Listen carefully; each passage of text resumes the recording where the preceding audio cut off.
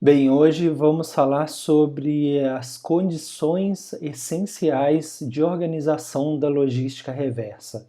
Então, vocês estão fazendo esse curso, né, ao longo dessas diversas dezenas de videoaulas sobre logística reversa, e a gente vê que há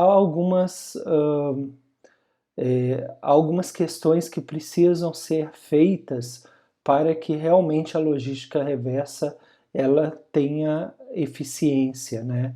Ela seja implementada de forma eficiente, que ela é vital para as organizações. Isso a gente viu ao longo dessas aulas. A gente sabe que o nosso planeta ele tem recursos limitados, ou seja, não é vamos tirar matéria-prima que vai aparecer do nada novas matérias-primas, não é assim que funciona, né? Então a matéria-prima é extraída, mas ela vai acabando, né? Então a logística reversa ela é algo inteligente, é algo que vital e é um raciocínio inteligente das empresas e do ser humano, né? Porque ela envolve a recuperação desses materiais que inevitavelmente vão terminar um dia. Se vai ser no curto, no médio ou no longo prazo, a gente ainda não sabe, mas que vai terminar, vai. Então, é necessário refletir sobre isso e pensar quais as condições que são essenciais para se organizar essa logística reversa. Lembrando que a logística reversa, né, tem lá o varejista, o usuário compra, né, o consumidor compra o produto, então, ao fim da vida útil desse produto, ele é coletado e selecionado, né? Então, ele vai para reciclagem, depois ele vai ser industrializado, vai ser distribuído e vai chegar novamente ao varejista. Então, existem algumas condições que são importantes na implementação da logística reversa. Então, nessa aula, a gente vai falar das condições essenciais, na próxima aula, dos fatores necessários, e na última aula do nosso curso, a gente vai falar sobre os fatores modificadores. Tá? Então, condições essenciais, remuneração em todas as etapas reversas. Então a gente já comentou, né, da questão do catador, quando ele tem um grande estímulo para coletar determinados tipos de material. E que certamente esse é um dos sucessos do Brasil conseguir reciclar quase 100% das latinhas de alumínio, de refrigerantes, de cerveja. Outra condição é a qualidade dos materiais. Então a gente viu também que é super importante que esse material seja recolhido antes do caminhão do lixo levar para o lixão ou para o aterro sanitário, porque quando chegar lá, certamente a qualidade desses materiais será bem menor. Escala econômica da atividade, então quer dizer, tem que ter um volume grande, né? E para isso precisa ter mais pessoas envolvidas, né? Os catadores e mais usinas de reciclagem. E a criação, o desenvolvimento desse mercado para produtos de conteúdo reciclado. Então, pós-consumo, ele deve gerar um novo produto, né? Deve ser reintegrado ao ciclo produtivo, no que a gente costuma chamar de economia circular, né? E alguns fatores também são necessários. O fator econômico, né, tem que ter um valor, esse produto, a tecnologia tem que ela tem que estar presente, né, porque é ela que vai proporcionar a reciclagem desses produtos, os fatores logísticos, então como recolher esses materiais e como fazê-los voltar ao ciclo produtivo, e os fatores modificadores, fatores ecológicos, né, e fatores legislativos. A legislação também tem que estar presente para forçar essas mudanças de atitudes, tanto das empresas como dos governos, como de nós, consumidores. Então vamos falar hoje sobre as condições essenciais. Remuneração em todas as etapas reversas. Então a lucratividade obtida ao longo da cadeia, ao longo de cada fase reversa deve permitir satisfazer os interesses econômicos de cada um dos agentes, seja o catador, o intermediário, né, o sucateiro, seja a usina de reciclagem e a própria indústria que vai comprar essa matéria-prima, né? Com custos agregados que permitam preço de venda dos reciclados inferior ou compatível com as matérias-primas virgens que vão substituir. Então, o ideal seria aquela indústria que vai comprar a matéria-prima reciclada da usina de reciclagem, que vai comprar do sucateiro, que vai comprar do catador, é que esse preço saia mais vantajoso do que se aquela indústria fosse extrair a matéria-prima virgem, tá? Então, que propicia interesse econômico, né, das empresas, nas quais foram reintegrados e que possuam condições de mercado satisfatórias. Então, a gente vê aqui uma edição especial da revista Veja, né, Sustentabilidade, como o lixo vira riqueza. Então, as oportunidades na coleta e no tratamento do mais visível e onipresente problema ecológico das grandes cidades, que é o lixo, né? Então, metrópoles, as soluções encontradas por São Paulo e Nova York, tecnologia, a obsolescência programada multiplica a sujeira eletrônica, e é verdade, né? Personagem, o brasileiro que reinventou o negócio da reciclagem e cotidiano, quantos quilos de detritos uma família produz por semana. Então, é importante que haja essa remuneração em todas as etapas, como a gente tinha comentado antes, né, um bom exemplo para ser seguido, né, um bom exemplo é o valor que o catador recebe das latinhas, né, aquelas latinhas de alumínio que ele amassa, né, e consegue fazer um volume e vender para o próximo elo, que pode ser o sucateiro ou uma usina de triagem ou uma usina de reciclagem.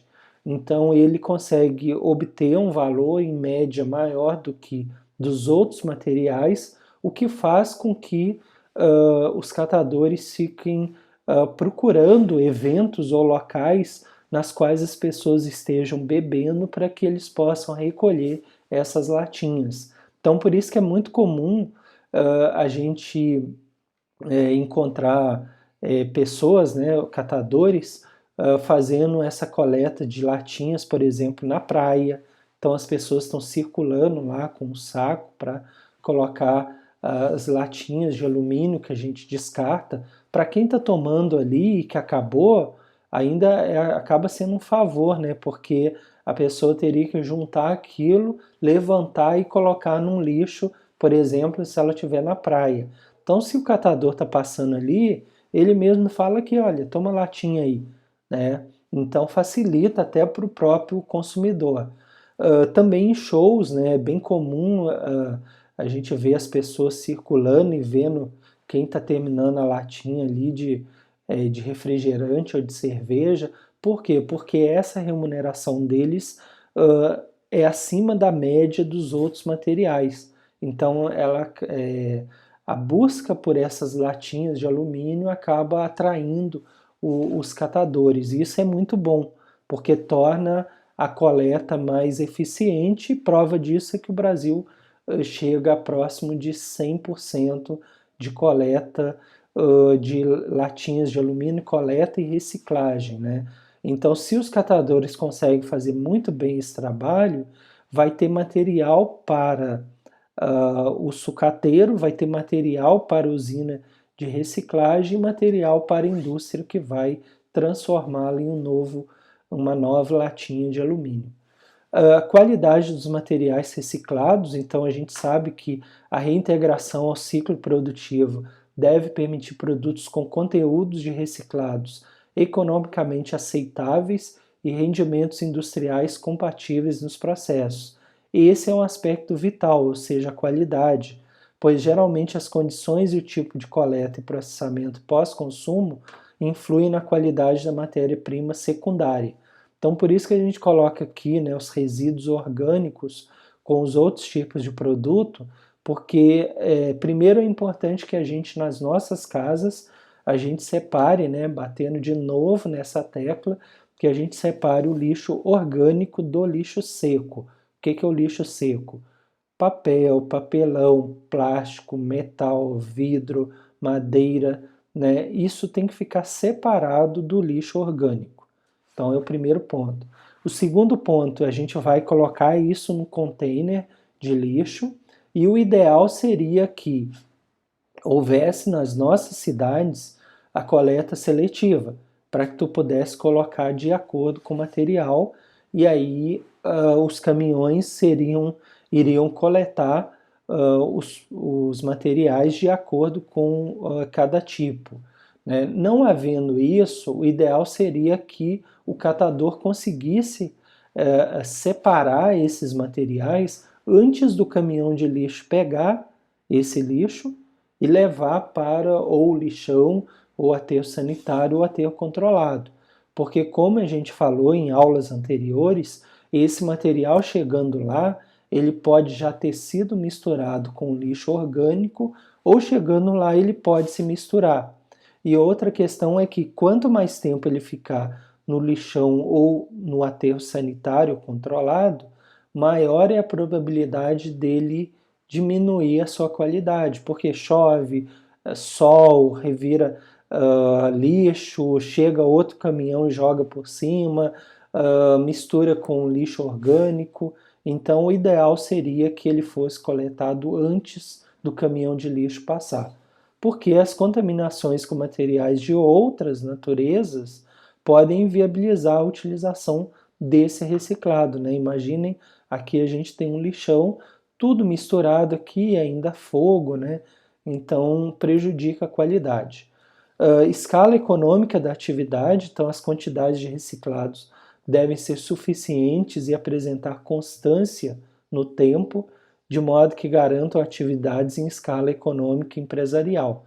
Então é importante que tenha uma certa quantidade, né, para que quem vai fazer a reciclagem ou vai enviar para uma usina de reciclagem possa ter sempre, né, o volume desse material.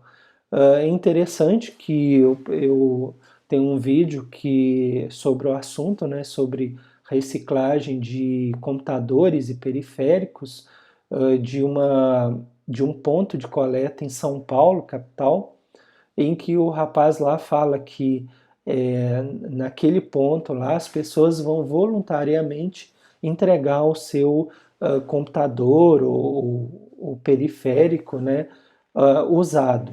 E ele estava comentando que o ideal seria se ele recebesse o dobro do que ele recebe, porque ele tinha ainda um espaço grande no galpão e ele poderia até contratar outras pessoas para fazer toda a separação do material para que ele pudesse vender para frente, porque ele tinha mercado para vender, né? Mas que ainda ele recebia muito aquém da capacidade que ele tinha.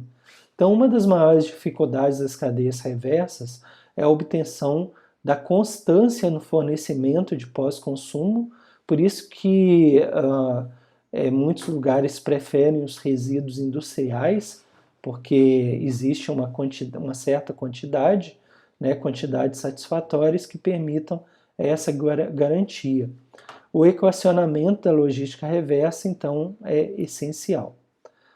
Um quarto ponto seria o mercado com conteúdo de reciclados, né? É necessário que haja qualitativamente e quantitativamente o mercado para os produtos fabricados com materiais reciclados, o que irá refletir na demanda por esses produtos. Felizmente, agora a visão que as pessoas têm sobre os materiais reciclados mudou bastante, né?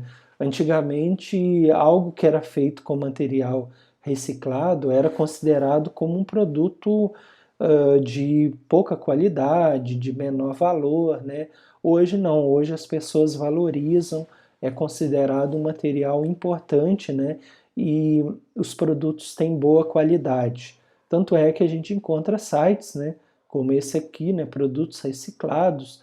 Então, vários materiais de boa qualidade feitos com matéria-prima reciclada. E o mais legal, né, contando com apoio de grandes empresas, a gente vê aqui Unimed, Petrobras, Coca-Cola, Siemens e outras mais. Então, sacolas em lona reciclada de garrafa PET, camisa reciclada de garrafa PET, né? Então, com exceção dos metais em geral, existem restrições técnicas ao processamento e à performance final dos produtos fabricados com materiais reciclados, né?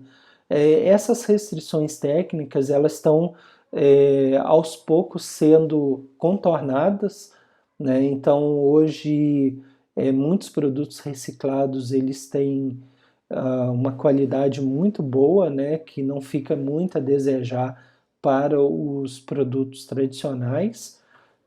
Isso faz então que a matéria-prima secundária seja utilizada em proporções diferentes, variando em função do tipo de aplicação do produto final. Em muitos casos se mistura, né, o que é a matéria-prima virgem com a reciclada, né, então essa mistura é feita um novo produto, isso vai depender, lógico, de cada matéria-prima, ok? Bem, então nessa aula a gente falou das condições essenciais, muito importante então fazendo uma breve recapitulação, né? Remuneração em todas as etapas, é preciso que as pessoas envolvidas sejam remuneradas, né? Por isso, que elas se sintam felizes e recompensadas em fazer aquela atividade. É necessário que os materiais tenham uma qualidade, então é muito importante que eles sejam recolhidos antes do caminhão levar para o lixão ou aterro. É importante que tenha um certo volume para compensar economicamente essa atividade e também a criação desse mercado para esses produtos reciclados, ok? Bem, então na próxima aula a gente vai falar vamos falar dos fatores necessários, né? E na outra aula os fatores modificadores. Convidá-los a conhecer os nossos canais no YouTube, os nossos dois canais, os nossos livros que versam sobre sustentabilidade ambiental, as nossas redes sociais e o nosso site, ok? Bom, então eu espero vocês na próxima aula. Até lá!